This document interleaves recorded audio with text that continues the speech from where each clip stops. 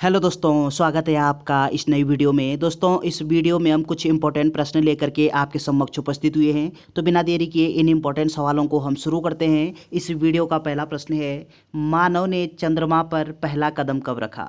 तो मानव ने चंद्रमा पर पहला कदम किस वर्ष रखा? आपका राइट आंसर होगा वर्ष 1969 में। कब दोस्तों? वर्ष 1969 में। ऑप्शन बी यहाँ पे सही उत्तर दिया गया। अगला प्रश्न है, भारतीय राष्ट्रीय कांग्रेस की स्थापना कब हुई थी? तो भारतीय राष्ट्रीय कांग्रेस की स्थापना वर्ष 1985। कब दोस्तों? वर्ष 1985 में भारतीय राष्ट्रीय कांग्रेस की स्थापना होती है। ऑप्शन ए यहाँ पे सही उत्तर दिया गया। अगला पॉइंट आपको ध्यान रखना है कि भारतीय राष्ट्रीय कांग्रेस के संस्थापक कौन थे? ए ओ ह्यूम। कौन दोस्तों? ए ओ ह्यूम, जिनका पूरा नाम क्या होता है? Allan Octavian Hume. तो ये पॉइंट आपको ध्यान रखना है। अगला प्रश्न है, निम्न में से कौन सा विश्व का विशालतम पारिस्थितिक तंत्र है? तो इन चारों में से विश्व का विशालतम पारिस्थितिक तंत्र कौन सा होगा? आपका राइट आंसर है समुद्र। ये विश्व का सबसे बड़ा पारिस्थितिक तंत्र होता है। ऑप्शन ए यहाँ पे सही उत्तर दिया गया। अगला प्रश्न है, पारिस्थितिक निकेत की संकल्पना को प्रतिपादित किया था? तो पारिस्थितिक निकेत की जो संकल्पना है, ये संकल्पना किसके द्वारा प्रतिपादित की गई? आपका राइट आंसर होगा ग्रिनेल के द्वारा। ग्रिनेल के द्वारा कौन सी संकल्पना प्रतिपादित की गई? पारिस्थितिक निकेत। ऑप्शन ए इस प्रश्न का सही आंसर दिया गया। अगला प्रश्न है, लोकसभा का नेता कौन होता है? तो लोकसभा का नेता कौन होता है दोस्तों? प्रधानमंत्री लोकसभा का नेता होता है। ऑप्शन बी यहाँ पे सही उत्तर दिया गया है। अगला प्रश्न है, पृथ्वी को कितने समय कटिबंधों में बांटा जा सकता है? तो ये इस प्रश्न का सही आंसर बताना है आपको कि पृथ्वी को कितने समय कटिबंधों में बांटा जा सकता है। तो 24 आपका सही आंसर हो जाएगा। 24 कटिबंधों में पृथ्वी को बांटा जा सकता है। ऑप्शन बी सही उत्तर दिया गया। अगला प्रश्न है, वर्षा की मात्रा निर्भर करती है? तो वर्षा की मात्रा किस बात पर निर्भर करती है? आपका राइट आंसर होगा वायुमंडल की नमी पर वर्षा की मात्रा निर्भर करती है। ऑप्शन बी इस प्रश्न का सही आंसर दिया गया।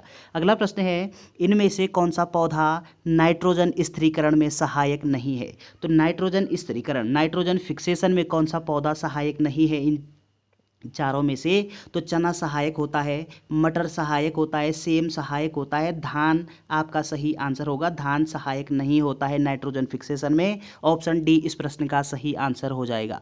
अगला प्रश्न है, बुक्सा बांध परियोजना भारत के किस राज्य में है? ये इंपॉर्टेंट प्रश्न है आपके लिए। बुक्सा बांध परियोजना भारत के किस राज्य में अवस्थित है? आपका राइट आंसर है पश्चिम बंगाल में। कहाँ पे है दोस्तों? पश्चिम बंगाल में बुक्सा बांध परियोजना अवस्थित है। ऑप्शन डी सही आंसर दिया गया। अगला प्रश्न है, त्रिवेणी नहर किस नदी से निकलती है? तो जो त्रिवेणी नहर है, ये किस नदी से निकाली गई है दोस्तों? आपका आंसर होगा गंडक नदी से। कौन सी नहर निकाली गई है? त्रिवेणी नहर। ऑप्शन ए सही उत्तर दिया गया। इंपॉर्टेंट प्रश्न है। अगला प्रश्न है, किस देश को मेगा डाइवर्स देश के रूप में जाना जाता है? तो ये इंपॉर्टेंट सवाल है आपके लिए। कौन सा देश है जिसको हम मेगा डाइवर्स देश के रूप में जानते हैं? आपका राइट आंसर होगा ऑस्ट्रेलिया। ऑस्ट्रेलिया देश को हम मेगा डाइवर्स देश के रूप में जानते हैं। ऑप्शन बी इस प्रश्न का सही उत्तर दिया गया। अगला प्रश्न है, राज्यपाल को पद एवं गोपनीयता की शपथ कौन दिलाता है? तो राज्यपाल किसके समक्ष शपथ लेते हैं? आपका राइट आंसर होगा संबंधित हाईकोर्ट का जो मुख्य न्यायाधीश होता है, उस मुख्य न्यायाधीश के सामने राज्यपाल क्या करते हैं? अपने पद एवं गोपनीयता की शपथ लेते हैं। ऑप्शन सी इस प्रश्न का सही उत्तर दिया गया। अगला प्रश्न है, विधानसभा का नेता कौन होता है? आपका सही उत्तर है दोस्तों, विधानसभा का नेता मुख्यमंत्री होता है और लोकसभा का नेता प्रधानमंत्री होता है। ऑप्शन सी सही उत्तर दिया गया। अगला प्रश्न है, राज्य लोक सेवा आयोग का उल्लेख किस अनुच्छेद में है? तो राज्य लोक सेवा आयोग का जो उल्लेख है दोस्तों, ये भारतीय संविधान के अनुच्छेद 315 में किया गया है। किसमें दोस्तों? अनुच्छेद 315 में। अगला पॉइंट आपको ध्यान रखना है, जब हम लोक सेवा आयोग के संदर्भ में बात करते हैं तो लोक सेवा आयोग, ये इसका जो उल्लेख है, ये भारतीय संविधान के अनुच्छेद 315 में इसका वर्णन मिलता है। लोक सेवा आयोग 3 प्रकार के होते हैं। कितने प्रकार के दोस्तों? 3 प्रकार के होते हैं। एक होता है संघ लोक सेवा आयोग, दूसरा होता है राज्य लोक सेवा आयोग और तीसरा होता है संयुक्त लोक सेवा आयोग। चलिए अगला प्रश्न है, केंद्रीय मंत्रिपरिषद सामूहिक रूप से किसके प्रति जिम्मेदार होती है? तो यहाँ पे आपसे पूछा गया है कि केंद्रीय जो मंत्रिपरिषद होती है वो सामूहिक रूप से, ध्यान दीजिएगा, सामूहिक रूप से किसके प्रति जिम्मेदार होती है? आपका राइट आंसर है लोकसभा के प्रति। और यदि आपसे पूछे कि केंद्रीय मंत्रिपरिषद व्यक्तिगत रूप से किसके प्रति जिम्मेदार होती है, तब आपका सही आंसर होना था राष्ट्रपति, लेकिन सामूहिक रूप से किसके प्रति जिम्मेदार होती है? लोकसभा के प्रति। ऑप्शन ए इस प्रश्न का सही उत्तर दिया गया। अगला प्रश्न है, राज्य विधानसभा का गठन किस अनुच्छेद के तहत किया जाता है? जब हम राज्य विधानसभा परिषद के संदर्भ में बात करते हैं तो ये इसका जो गठन है वो किस अनुच्छेद के अंतर्गत होता है? आपका सही आंसर है दोस्तों अनुच्छेद 169। अनुच्छेद 169 ऑप्शन बी इस प्रश्न का सही उत्तर दिया गया। अगला प्रश्न है, भारत में महिलाओं को पहली बार मताधिकार कब प्राप्त हुआ? तो भारत में महिलाओं को पहली बार वोट देने का अधिकार ये कब दिया गया है? इंपॉर्टेंट सवाल है, ध्यान रखिएगा। वर्ष 1926 में। कब दोस्तों? वर्ष 1926 में भारत में महिलाओं को पहली बार वोट डालने का अधिकार दिया गया है। ऑप्शन बी इस प्रश्न का सही उत्तर है। अगला प्रश्न है, भारत में निर्वाचन सूची तैयार करने की जिम्मेदारी किसकी है? तो भारत में निर्वाचन सूची अर्थात नामावली जो सूची होती है, इस सूची को तैयार करने का जो दायित्व होता है ये किसके पास होता है? निर्वाचन आयोग, जिसको हम चुनाव आयोग के नाम से भी जानते हैं। और ये आप जानते हैं दोस्तों कि भारतीय जो निर्वाचन आयोग है, भारतीय जो चुनाव आयोग है, इसका जो उल्लेख है वो भारतीय संविधान में भाग 15 में मिलता है। किसमें दोस्तों? भाग 15 में। चलिए अगला प्रश्न है, किस युद्ध से भारत में मुगल साम्राज्य की नींव पड़ी? तो भारत में वो कौन सा युद्ध है इन चारों में से जिस युद्ध के पश्चात मुगल साम्राज्य भारत में स्थापित हो जाता है? आपका सही उत्तर है पानीपत का प्रथम युद्ध।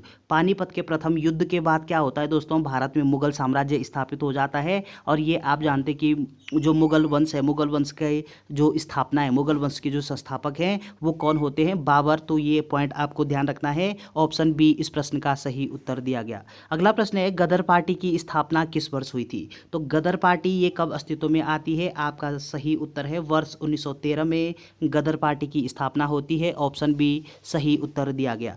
अगला प्रश्न है, भारत का सबसे छोटा राष्ट्रीय राजमार्ग है?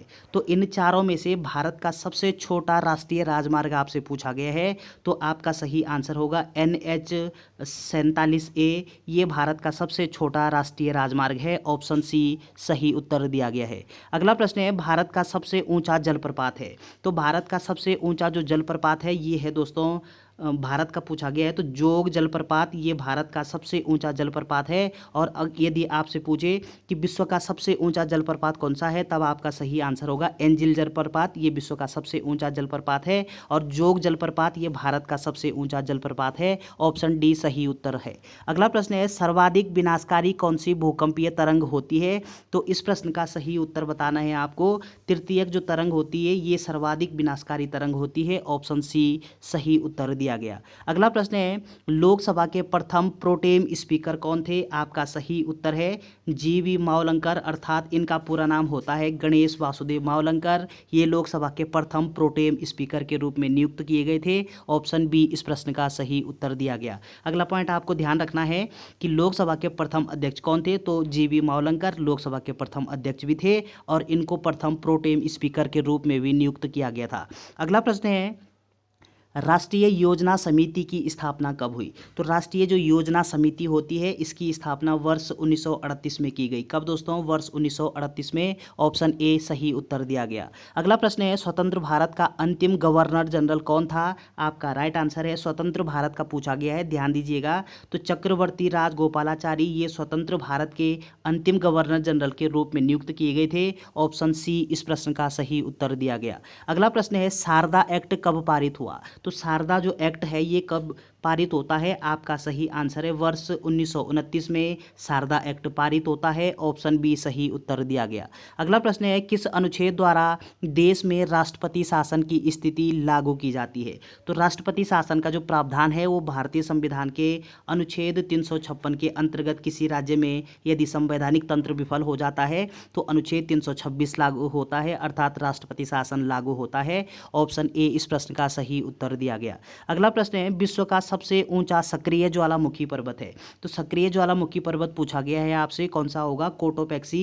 ये विश्व का सबसे ऊंचा सक्रिय ज्वालामुखी पर्वत है। और ये कोटोपैक्सी नामक जो सक्रिय ज्वालामुखी पर्वत ये कहाँ पे अवस्थित है? तो इक्वाडोर नामक एक देश है, वहाँ पे विश्व का सबसे ऊंचा सक्रिय ज्वालामुखी अवस्थित है, जिसका नाम क्या है दोस्तों? कोटोपैक्सी। चलिए अगला प्रश्न है, भारत में वर्तमान मुद्रा प्रणाली का प्रबंध करता है। तो वर्तमान जो मुद्रा प्रणाली का प्रबंध करता है वो कौन है? भारतीय रिजर्व बैंक, जिसको आरबीआई के नाम से जानते हैं। और ये आप जानते हैं कि आरबीआई की स्थापना 1 अप्रैल 1935 को होती है और आरबीआई का मुख्यालय मुंबई में अवस्थित है। अगला प्रश्न है, भारत की कितनी प्रतिशत आबादी कृषि कार्यों में संलग्न है? आपका सही आंसर है 48% आबादी भारत की कृषि कार्यों में संलग्न है। ऑप्शन ए सही उत्तर दिया गया। अगला प्रश्न है, जन योजना का प्रारूप किसने तैयार किया था? तो जन योजना का जो प्रारूप है ये एम.एन. राय, किसके द्वारा दोस्तों? एम.एन. राय के द्वारा जारी किया गया था, तैयार किया गया था। ऑप्शन सी इस प्रश्न का सही उत्तर दिया गया है। तो दोस्तों ये कुछ इंपॉर्टेंट प्रश्न थे। वीडियो अगर आपको अच्छी लगती है तो चैनल को सब्सक्राइब करना ना भूलें। Thanks for watching.